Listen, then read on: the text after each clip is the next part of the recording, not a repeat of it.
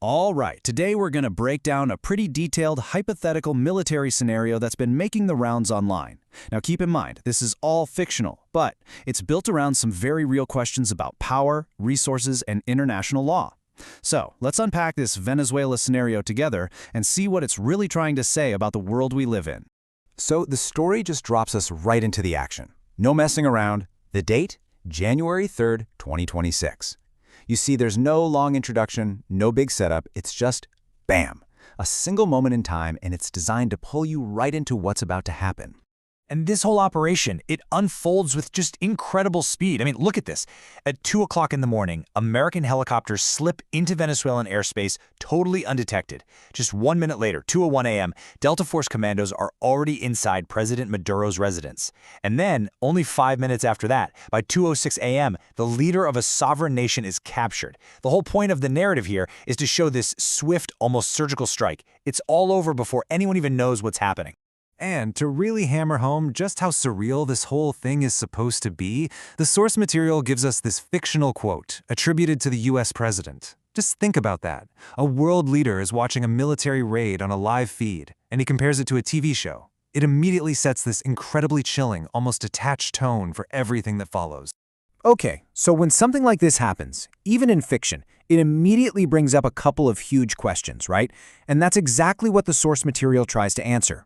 First, why? What could possibly be the motivation for a raid like this? And second, was any of this even legal? I mean, what kind of lines are being crossed here? Well, any major military action needs a public justification, an official story.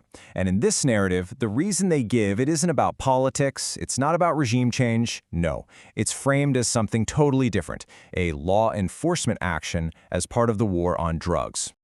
So let's look at the specifics of that justification. The story says that President Maduro had already been formally indicted in a New York court on some pretty serious charges. And that right there, that's the crucial legal cover. It allows the whole operation to be framed not as an act of war, but simply as the arrest of a wanted criminal. But this is where the source material starts to challenge that official story, and it does it with data. See, while the indictment claims Venezuela is a transit point for, say, 200 to 250 metric tons of cocaine a year, the analysis points somewhere else. It points to Guatemala, which, back in 2018, was estimated to have 1,400 metric tons passing through. I mean, the difference there is huge, and it raises a pretty obvious question. And that data leads us right here to the heart of the matter. If your goal, your stated goal, is to stop drugs, well, the numbers in the analysis suggest there are much, much bigger fish to fry. This little discrepancy is the exact turning point the source uses to say, okay, maybe this isn't about drugs at all. It starts to look for another motive. And that brings us to the core argument of this whole analysis, that the raid was never really about drugs. The real prize, the true motive, was supposedly something far, far more valuable to the global economy. And that, of course, is oil. And this chart, wow, it really puts that motive into perspective. Venezuela is sitting on 303 billion barrels of proven crude oil reserves. That's not a typo. That is the largest on the entire planet. It's more than Saudi Arabia. It's more than 4 times the proven reserves of the United States. When you're talking about oil, Venezuela is an absolute giant. Now, this tension over oil, it has some deep historical roots. I mean, for decades after oil was discovered way back in 1922, American companies were huge players there. But things started to change, especially in 1976, when Venezuela created its own state oil company. But the real turning point, according to this analysis, was in the early 2000s under President Hugo Chavez. That's when the entire industry was nationalized. And that move, well, it kicked out the foreign companies and gave the state total control over all that oil. And the source gives us another fictional quote, which it presents as the clearest possible admission of this oil motive. The language here is absolutely key. It describes Venezuela nationalizing its own resources as a theft from America. That perspective, the source argues, really shows a belief that those resources somehow rightfully belonged to U.S. interests in the first place.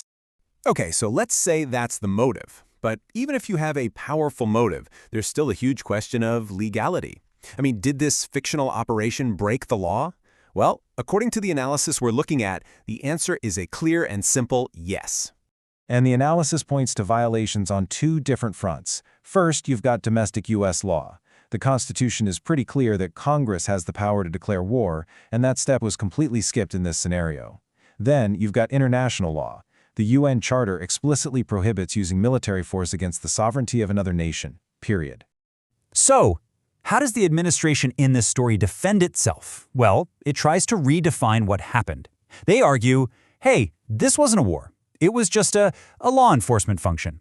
You see, the goal was just to arrest an indicted criminal. It's an argument about wording, really, designed to completely sidestep all those legal requirements that come with an act of war. But the analysis really pushes back on that redefinition. I mean, can you really call something law enforcement when it involves 150 military aircraft, airstrikes that kill 40 people, a citywide cyber attack? You know, the massive scale of this fictional mission just stretches that definition way past its breaking point. And here it is. This is the actual text from Article 2, Section 4 of the UN Charter. The language here isn't vague at all. It's crystal clear. The source argues that the actions described in this whole scenario are a direct, undeniable violation of one of the most basic principles of international law. So what are the consequences of an action like this? You can't just do something like this in a vacuum, right? The final part of this analysis looks at exactly that. The global reaction and the really dangerous precedent the source claims this would set. And the backlash, as the story tells it, is immediate and it's global. And we're not just talking about the usual adversaries like China and Russia. We're talking about key allies in Latin America condemning the move. The UN Secretary General calls it a violation of the Charter. And this phrase starts getting thrown around. New Age Colonialism. The idea of invading a country just to take its resources. That becomes the label that sticks to this whole operation. And this all leads to the ultimate warning in this analysis. The real fear isn't just about this one fictional event. It's about the precedent. It's about normalizing this kind of behavior. You risk creating a world where military might is all that matters, where powerful nations can just take what they want from weaker ones, and the whole international rules-based system just falls apart. And so this fictional scenario leaves us with a very real and pretty unsettling question. When the most powerful nations on the planet decide the rules don't apply to them anymore, what's left to stop them? In a world of superpowers, who, exactly, holds them accountable?